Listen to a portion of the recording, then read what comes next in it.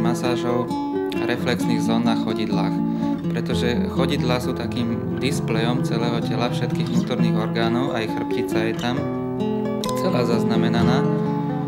A tieto displeje máme napríklad na ušoch, na dlaniach, aj na chodidlách, ale na chodidlách sú veľmi citlivé a dobre sa z nich aj diagnostikuje.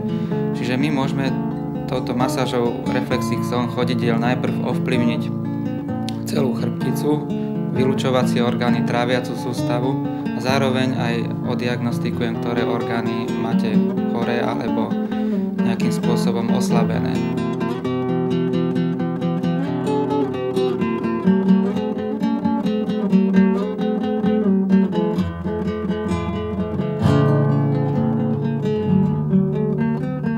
Problémy so zrakom som začal mať už na základnej škole. Viac menej som si to nevšímal, že mal som rád šport, hudba ma bavila. A neskôr na gymnáziu sa tento stav zhoršoval, už aj druhé oko sa pridružilo. No a stanovili mi diagnózu keratokonus. To je diagnóza, ktorá je spojená s tým, že rohovky nemajú správny tvar a sa zakrivujú. A môj zrak sa dosť značne začal zhoršovať. Semovky do stredu izby si to dáme. Tak. A poď. Tu poď na žinienku.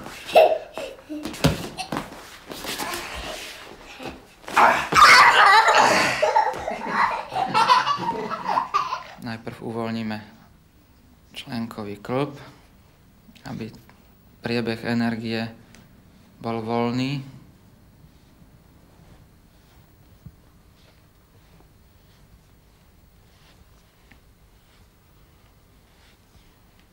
Ináč to je veľmi príjemná metóda, človek si oddychne, pritom a celé telo pociťuje úľavu.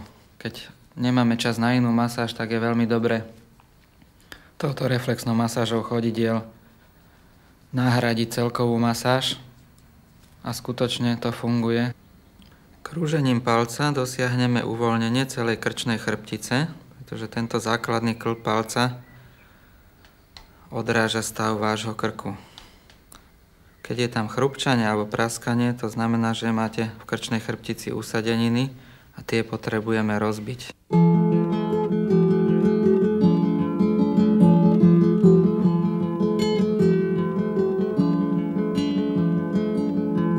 S priateľom sme začali hrávať na gitarách, aj chceli sme mať ako kapelu, ako každý správny puberťák alebo taký oneskorený. Stroskotalo to zase na financiách. U nás sme mali veľkú radosť tej hudby. U nás v Bratislave konzervatórium pre nevidiacich neotvárali alebo slabozrakých. No a zase tu bola otázka, čo budem robiť, čím sa budem živiť. A keďže som veľmi rád športoval, otec ma k tomu viedol, tak nemal som k tomu ďaleko, hoci o masáži som nič nevedel. Akurát z filmu Oscar s Louis de Finem, kde ten masér ho tam strašne mlátil a prevracal, tak som mal predstavu, že masér musí mať nejakú mohutnú postavu a takí primitívnejší ľudia, že to robia. Hej, som mal predstavu, že čo tam má čo uvažovať, plieska do noha a hotovo. V tejto dobe sa mi pošťastilo získať konečne také priestory, po ktorých som sníval už dlhšiu dobu. A mám možnosť zamestnať aj viacerých zrakovo postihnutých. Je mi trošku ľúto, že čo sa týka financií, není možné vybaviť dotáciu. Bolo nám oznámené, že napriek tomu, že zvýšili dotácie na chránené dielne až na 250 000, čo predtým bolo len okolo 150, nedostali sme ani korunu.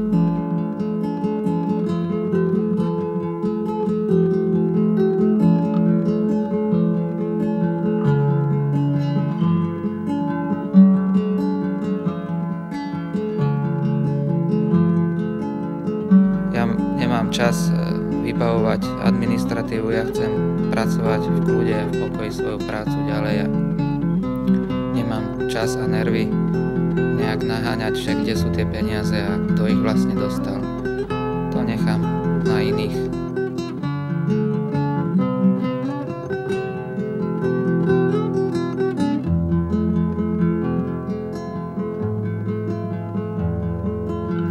Tak teraz po uvoľnení krčnej chrbtice môžeme uvoľniť celú chrbticu ako celok a zistíme, ktoré miesta máte kritické. Znovu, ak budete cítiť takú rezavú, pálivú bolesť, môžete mi povedať. Tu naže, tá pýcha, to sú krčné stavce. A teraz prechádzame na hrudnú chrbticu.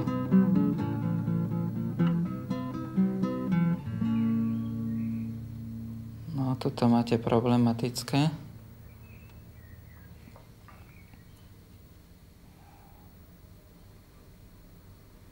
To vám môže ovplyvňovať aj dýchanie a možno ste mali zápaly priedušiek často.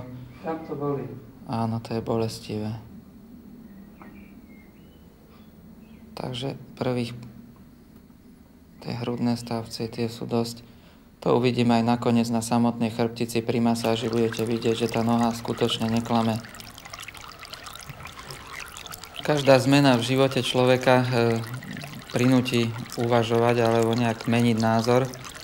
A môžem povedať, že trošku to urýchlilo aj taký môj duchovný vývoj v živote, že som si začal viac týmto postihnutím uvedomovať, že sú okolo mňa aj chorí ľudia, že sú ľudia postihnutí. A takisto som si začal viacej klásť otázku, že aký má život zmysel, že keď ja môžem zo dňa na deň zomrieť, alebo nebudeme tak pesimisticky, alebo ochorieť, že? Čo sa mne konkrétne stalo. Zrazu som si začal všímať, že vlastne je to na dennom programe, že aký ten život má zmysel, keď ja tu nemám žiadnu nejakú takú pevnú istotu. A čo mi vlastne môže dať istotu v tomto živote? A zrovna v tom čase, v tomto krízovom období, keď som hľadal sám seba alebo uvažoval v sebe, ako ďalej, že dal som sa na ten masérsky kurz, stretol som sa aj s ľuďmi, ktorí ma upozornili na veľmi zaujímavú knihu, ktorú som v živote nemal v rukách a bola to známa Biblia.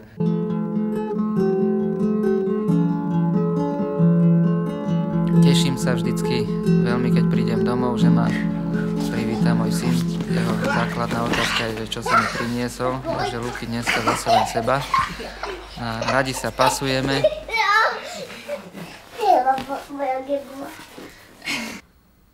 Teraz sa pozrieme, ako vyzerá dráha Ladvín. Trošku bolestivé, že? Tak to ide, močovody idú. A tu je pankreas, podžalúdková žľaza. Ten už môže byť trošku bolestivejší, že? Trošku. A tu je spoločný vývod žlčovodov a pankreasovodov, čo je veľmi dôležité miesto. Často sú tam zápaly.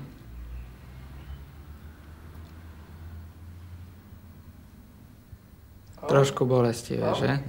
Tak tam s pankreasom niečo budeme musieť robiť.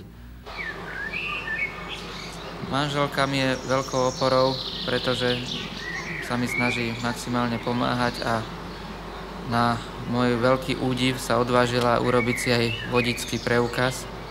Chudierka prišla pri tom nervačení pri vodičáku aj o slepé črevo, lebo zrovna v tej dobe sa jej zapálilo a museli jej vyoperovať. Ale jazdí, myslím si, že dobre, iba raz sme nabúrali na začiatku. Odtedy sedávam ale radšej na zadnom sedadle aj so synom.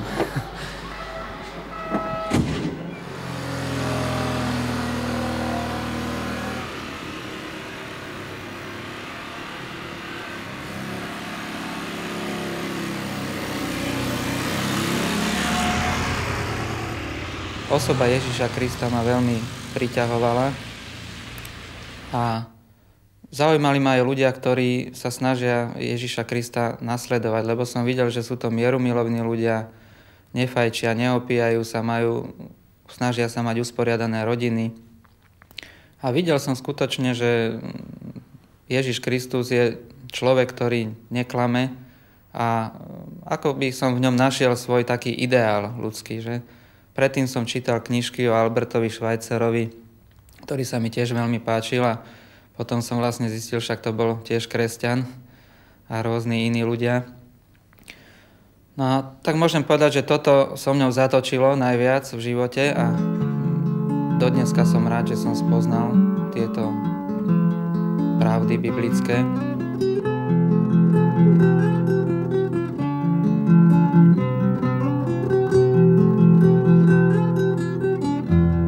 Keďže dosť fyzicky pracujem, potrebujem niekde aj energiu načerpať a také moje obľúbené metódy. Idem si zabehať na blízke futbalové hrysko, kde bývam, alebo do lesa, kde už mám tú trasu takú overenú, že nemusím tam dobre vidieť a poznám to už. A z toho mám radosť, je to pre mňa relax a aj v tej hudbe vidím veľkú podporu v mojom živote.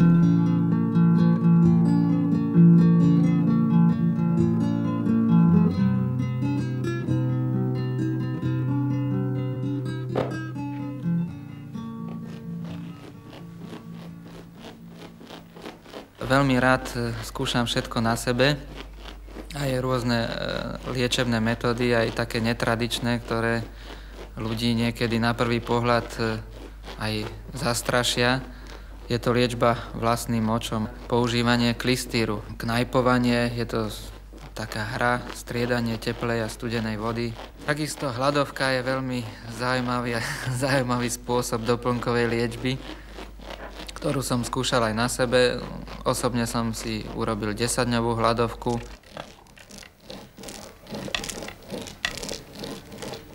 Pozrieme ešte uši, či ste nemali nejaké zápaly alebo zápal stredného ucha alebo pozostatky. Áno.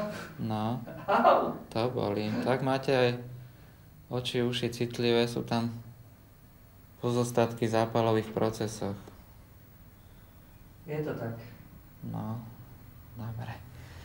Takže sme si pozreli tie základné orgány. Mám už trošku tak o vás aj obraz znútra a môžeme prejsť na tú chrbticu.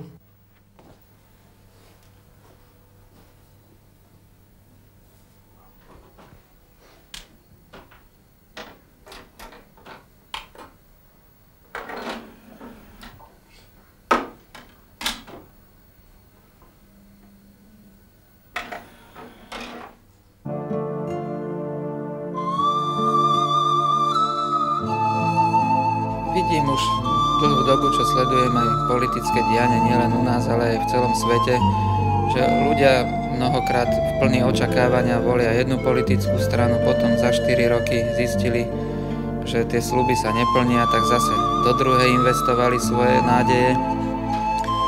A vlastne takto to stále pokračuje, ľudia sa stále natchnú a nepoučia sa na predošlých chybách. Ja už som si zvolil, že učenie, ktoré je tu vyše 2000 rokov.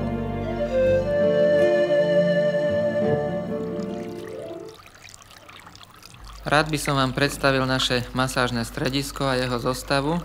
Ľuboš, visím na hrazde ja a môj syn, Miško, vedľa je moja manželka a otec.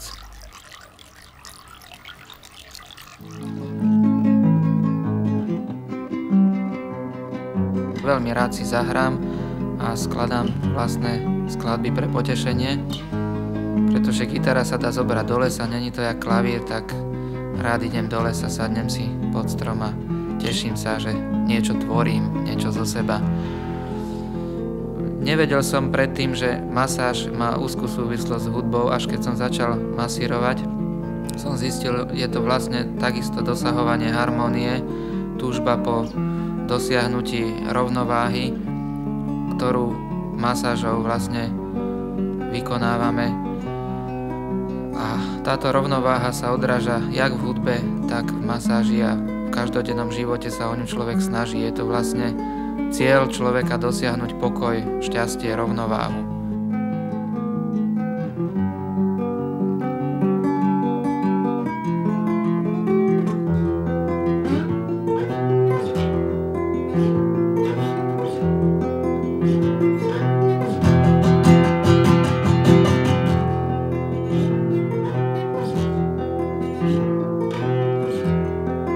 Thank you.